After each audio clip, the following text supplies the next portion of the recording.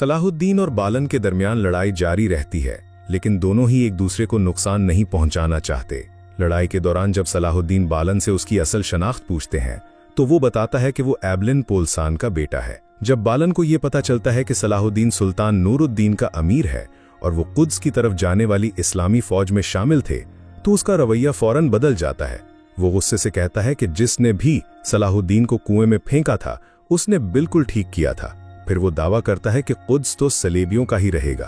दूसरी तरफ दरगाम ये समझ जाता है कि दोनों वक्त जाया कर रहे हैं। वो धमकी देता है कि अगर इन दोनों में से कोई एक मरा नहीं तो दोनों को कत्ल कर दिया जाएगा। ये सूरत हाल देखकर काजी फाजिल फौरन मिस्र की मशहूर मूसीकार शम्सा के पास जाते हैं और उससे मदद की दरख्वास्त करते हैं। शम्सा चूंकि खुद भी दरगाम के खिलाफ है, इसलिए वो मदद का वादा कर लेती है। इधर सलाहुद्दीन और बालन एक दूसरे को गले से पकड़े होते हैं कि शम्सा दरगाम के सामने आती है और ऐलान करती है कि वो उसके लिए गाने को तैयार है। दरगाम ये सुनते ही खुशी से झूम उठता है और फौरन लड़ाई रुकवा देता है। शम्सा, जिसने ये कसम खाई थी कि जब तक दरगाम उसे आज़ाद नहीं करता वो गाना नहीं गाएगी, अब अपनी सुरीली आवाज में गाना शुरू कर देती है। लड़ाई के बाद गुलामों को सराय ले जाया जा रहा होता है कि अचानक अलीसा के आदमियों का कुछ सामान जमीन पर गिर जाता है। सलाहुद्दीन की नजर फौरन उस पर पड़ती है, लेकिन सिपाही जल्दी से चीजें उठा लेते हैं। आखिरकार गुलामों को सराय पहुंचा दिया जाता है, जहां काजी फाजिल सलाहुद्दीन से मुलाकात के लिए आते हैं। काजी फाजिल अलीसा के सामने दो और ताकतवर गुलाम पेश करते हैं। इन दोनों को देखकर सलाहुद्दीन हैरान रह जाते हैं।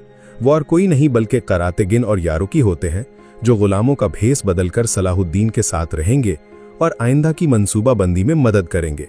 अपनी काबिलियत साबित करने के लिए करातेगिन और यारुकी आपस में लड़ना शुरू कर देते हैं। उधर मौके का फायदा उठाते हुए बालन अपनी तलवार उठाकर वहां से फरार हो जाता है। अलीसा फौरन अपने आदमियों को उसके पीछे भेजता है, मगर वो बालन को तलाश करने में नाकाम रहते हैं।